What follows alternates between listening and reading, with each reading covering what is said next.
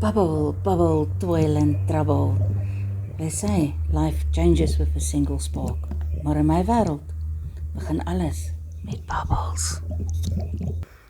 Julle almal ken my vir my moonshine en hoeveel liters wyn wat ek kan drink. Maar daar is 'n storie vir 'n ander dag. Wine and shine is my manier om my passie met julle te deel. Dit gaan oor die wyn, die cocktails en natuurlik die moonshine. Ons sal later daarby kom. So volg my op hierdie wonderlike avontuur, waar ons iets alledaags vat en iets amazing daarvan maak. Shine on. En dit gaan moeë se pret wees.